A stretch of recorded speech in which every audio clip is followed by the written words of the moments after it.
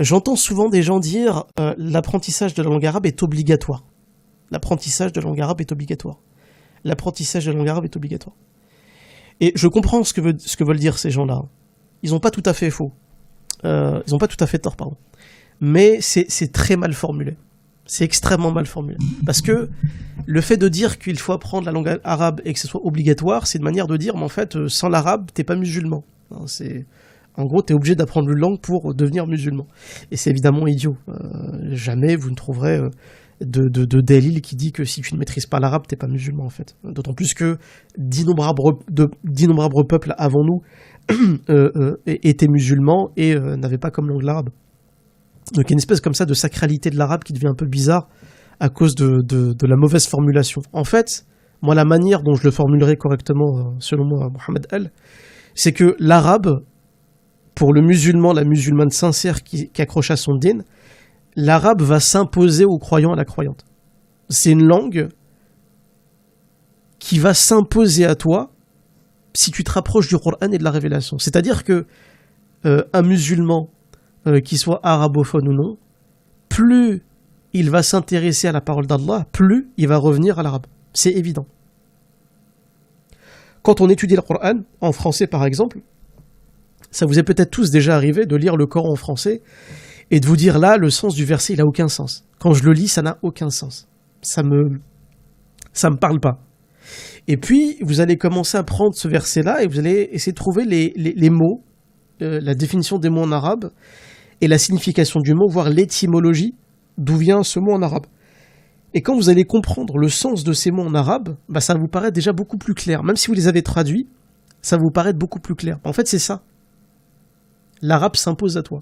C'est-à-dire que quand tu vas étudier le Coran, c'est évident pour le croyant qui est attaché au Coran, il va venir à la langue arabe. C'est pour ça que je dis que l'arabe va s'imposer aux croyants. Tu vois. Mais le fait de dire l'arabe est obligatoire, l'arabe est obligatoire, l'arabe est obligatoire, et en plus, surtout qu'en français, le terme obligation, c'est quelque chose de très péjoratif. Hein. C'est quelque chose, quand on entend, tiens, t'es obligé de faire ça, dans notre tête, ça crée pas une bonne pensée, quoi. Mais le fait de dire que l'arabe, en fait, vient à toi et s'imposera de toute manière à toi si tu t'intéresses au Coran et au prophète alayhi salatu wassalam et à sa vie, à l'histoire, etc., ça va s'imposer à toi. Donc je préfère le voir comme ça, en fait.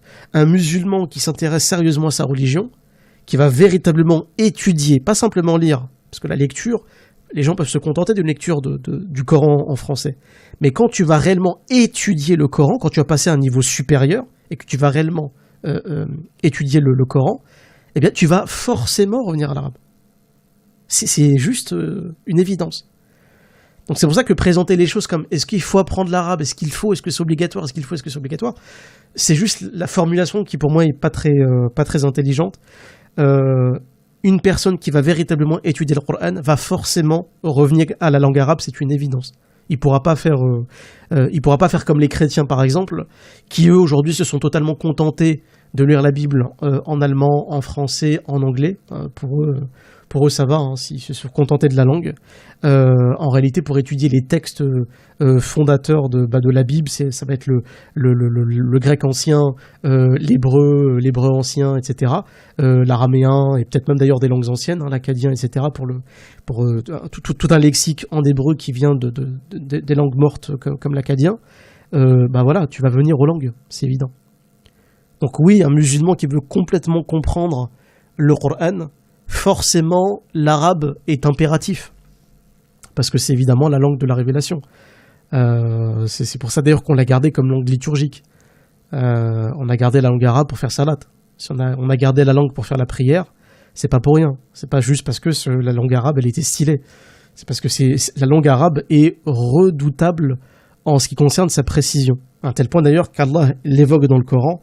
Allah il dit que la langue arabe est une langue claire. Il a révélé le Coran dans une langue arabe claire. Et c'est vrai, c'est juste évident. Pour les gens qui connaissent la subtilité de la langue arabe, les subtilités de la langue arabe, c'est évident que rares sont les langues aussi précises que la langue arabe.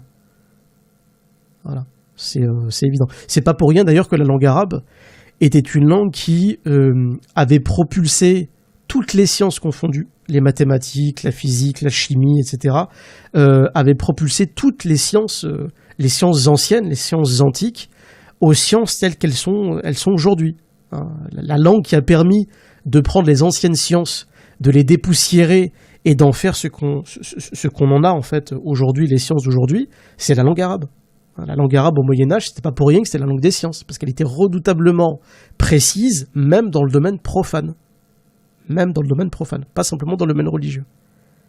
Donc c'est une langue extrêmement précise, la langue arabe. Très très très précise. Et donc ce qui nous permet d'avoir une lecture du Coran qui est chirurgicale. Chirurgicale. Et je vous rappelle d'ailleurs que j'ai fait tout à l'heure, frérot, avec fitna, tu vois, il y a plusieurs sens. Exactement, la polysémie de la langue arabe, et ouais, c'est totalement ça, Younes. La langue arabe est l'une des langues les plus polysémiques qui existent. Un terme en arabe peut avoir 10, 20, 30, 50 significations différentes. Et c'est d'autant plus agréable quand on comprend toutes ces significations différentes dans le Coran. Vous avez un niveau de lecture qui est incroyable, que vous ne trouverez pas dans la langue française. C'est pour ça que je vous dis que quelqu'un qui étudie réellement le Coran, l'arabe s'imposera de lui-même, parce qu'il verra les limites d'une traduction du Coran en français, et puis l'arabe va s'imposer à lui. Donc oui, c'est impératif. L'arabe est impératif pour les gens qui veulent comprendre de manière globale la révélation du Coran, et en profondeur, bien sûr.